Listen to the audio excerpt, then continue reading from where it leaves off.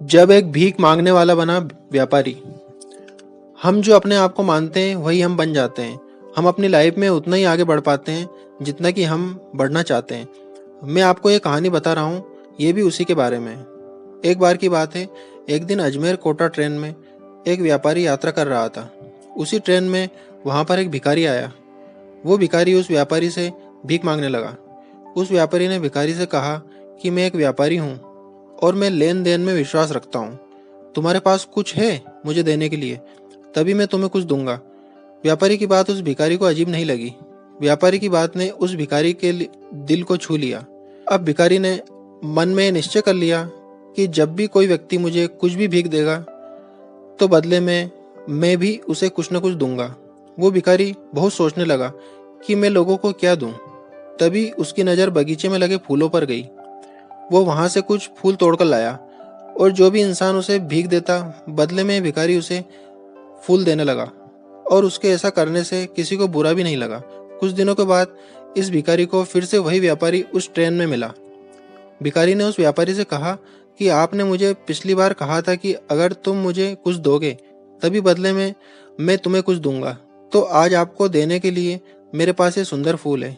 उस व्यापारी ने इस भिखारी से फूल लेकर उसे बदले में बहुत अच्छी सीख दी और कहा कि आज तो तुम भी मेरी तरह एक व्यापारी बन गए हो। उस व्यापारी की बात सुनकर वो भिखारी मन ही मन बहुत खुश हो गया था और वो सोचने लगा कि अब तो मैं भी एक व्यापारी ही हूँ, क्योंकि व्यापार में यही तो होता है कि हम किसी को कुछ देते हैं और बदले में हमें कोई कुछ देता है।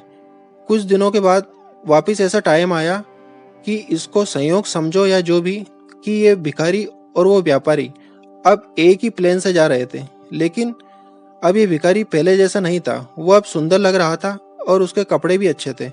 इस बार इस भिखारी ने उस व्यापारी से पूछा कि क्या तुमने मुझे पहचाना? व्यापारी ने कहा, मुझे नहीं पता कि तुम कौन हो, मैं तो तुमसे पहली बार मिल रहा हूँ। तब भिखारी ने कहा कि ये हमारी तीसरी मुलाकात है। मैं वही भिखारी हूँ जिसने आपसे प्रेरणा लेकर अपना खुद का फूलों का व्यापार शुरू कर दिया है। आज मैं आपकी प्रेरणा की वजह से एक बहुत बड़ा व्यापारी बन गया हूँ और अपने फूलों के व्यापार के काम से ही दूसरे शहरों में जा रहा हूँ। इस वीडियो से हमें ये शिक्षा मिलती है कि जो हम स्वयं को मानते हैं वही हम बन जाते हैं। अगर हम अपनी सारी जिंदगी अपने आप को दुखी मानते हैं तो दुख कभी भी हमारा पीछा छोड़ता ही नहीं है। अगर हम अपने आप को भिखारी मानेंगे तो हमारा स्वभाव भी वैसा ही हो जाएगा।